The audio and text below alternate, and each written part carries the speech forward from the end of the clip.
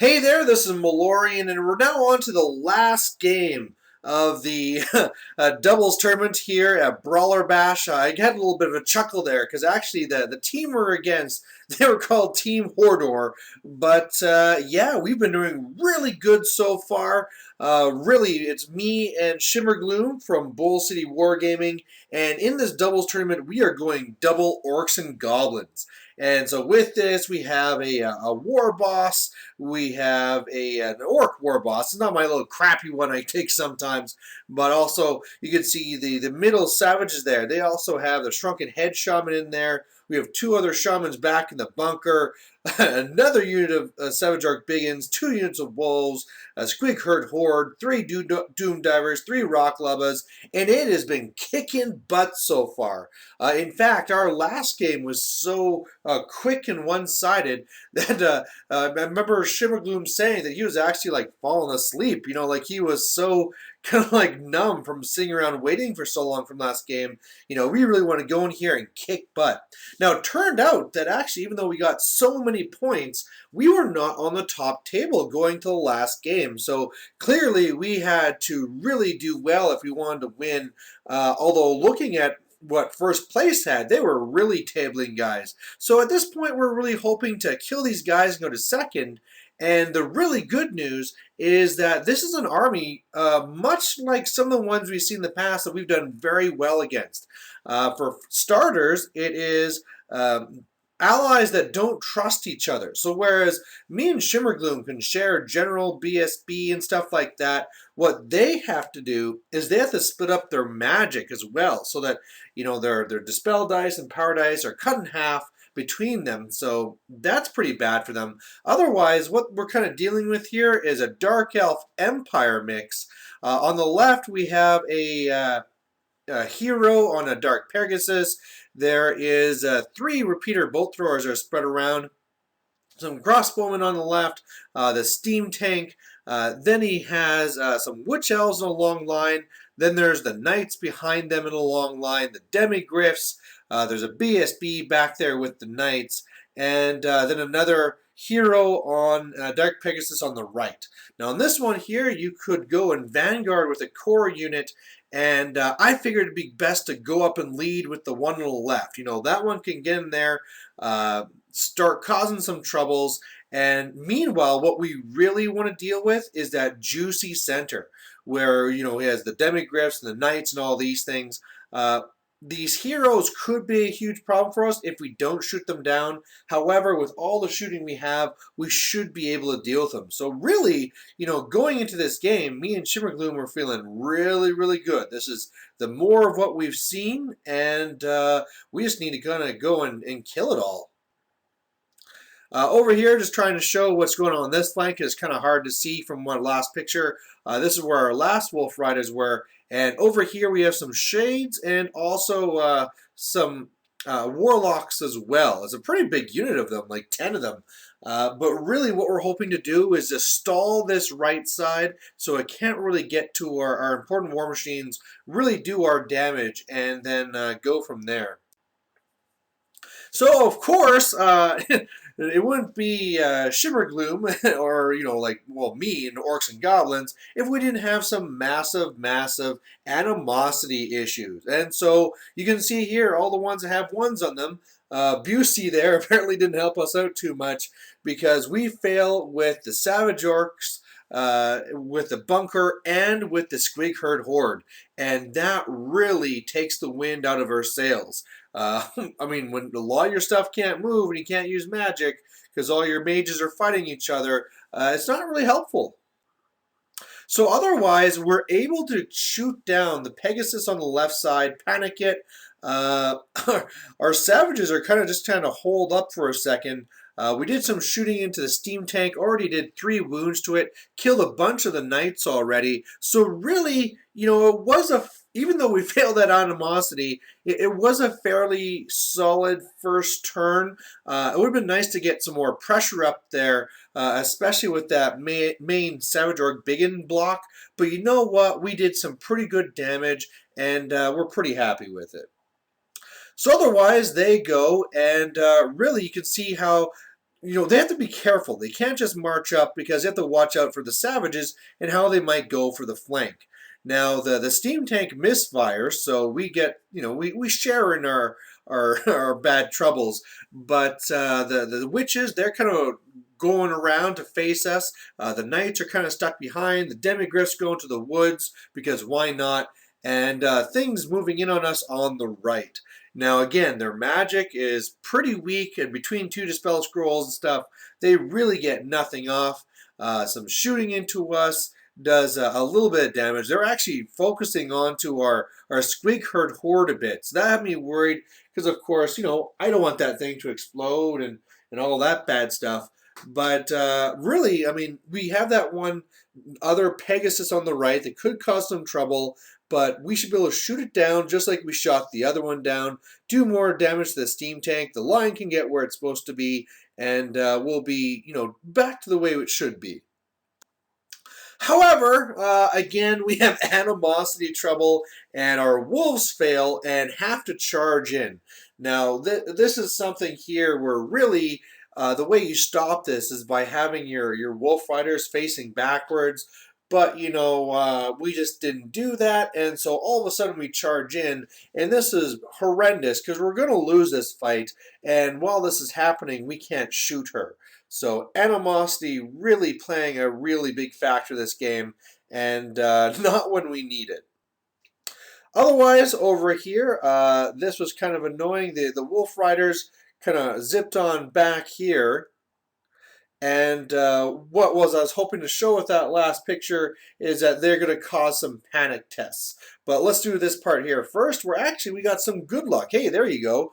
You can see the shades we shot down and killed almost all of them there. And then into combat, they charged in, did nothing. They did one to wound us, and that was a tie. So that was pretty amazing. And hey, if we can hold on another turn, that could actually work out okay.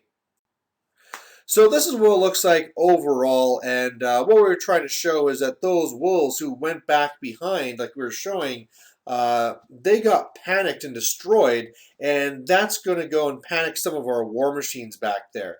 So that's not really what we want either, but otherwise what happens is we're just kind of trying to keep up the norm. We go up there, we move up our stuff, our shooting doesn't quite destroy the steam tank. Yeah, what happens there is it's left on one wound left. You can see that the troll is up there to redirect the demigriffs, so we bought ourselves some time there, and really we're still in a very strong position. We have done a lot of damage to them. Sure, we've had a few troubles here with the wolf riders and stuff like that, but for the most part we're doing really fine. So in comes the demigriffs, and that's nothing we're worried about. And after their turn, it looks like this. So the troll actually survived and got away and came back. But one of the really, really bad things is that the wolves are still in combat. It was cool the first time when they held, but now it's costing us another time where we could be killing this Pegasus rider. If they would have broken, then that's fine. Either he'd have to overrun into the squigs, which is what we thought would happen, or he'd have to stand there and we'd shoot him. But those wolf riders, they decide to do a wound and they kind of stick, and that's just bad news. Now, overall, otherwise, they were able to go and use a steam tank and shoot down a war machine and stuff like that. But, and also, they're starting to shoot into now the left savages and doing a lot of damage there. But really, despite the bad luck, we should really be able to do some good damage here. Looking at it, I mean, the savages on the left should be in the flank of the witches. We can always take it head on. We're still sitting pretty good, even if we decide to stay back and do some shooting. So, one of the things that happens here with the demigriffs is that I decide to go and charge in with the Squig Horde. And this was horrendous because when they went in, we just rolled like garbage. You know, Shimmergloom even warned me. He said, like, I don't know, man. I don't know if that's the right move to make. He's like, oh, it'll be fine. We're going to kill a lot of guys, and then it'll be all right. Well, first of all, these guys ripped us up, and when we attacked back, we got garbage rolls. So we killed nobody. As you can see right here, we only did 2 wounds.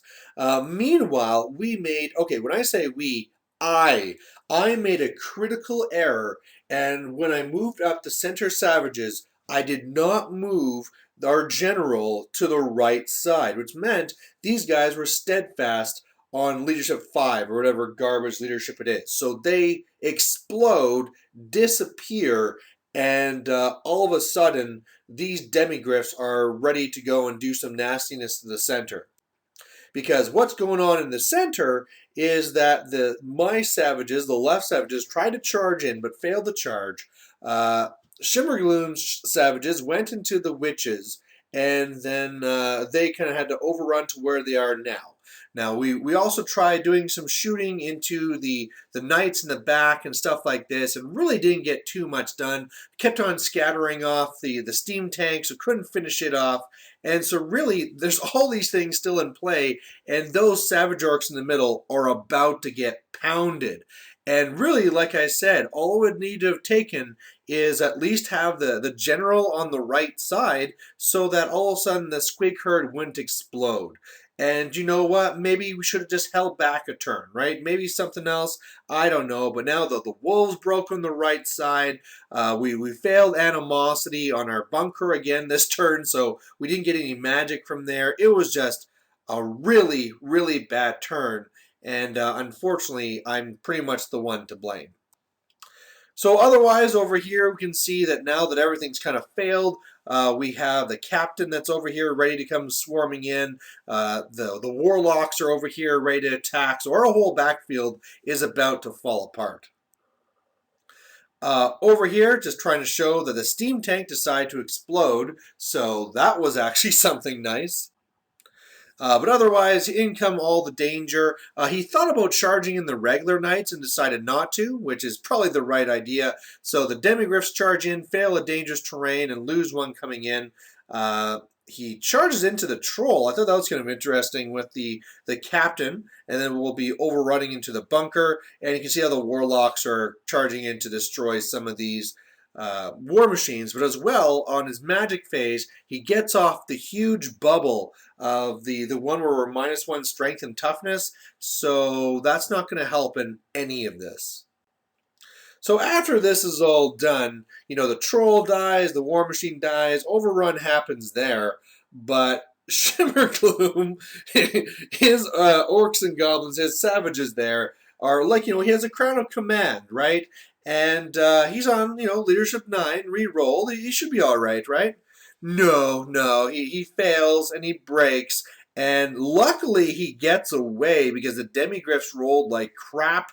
But wow, things are starting to fall apart. And if you just remember a few slides ago, like we were in a solid position, and now everything is just coming to pieces.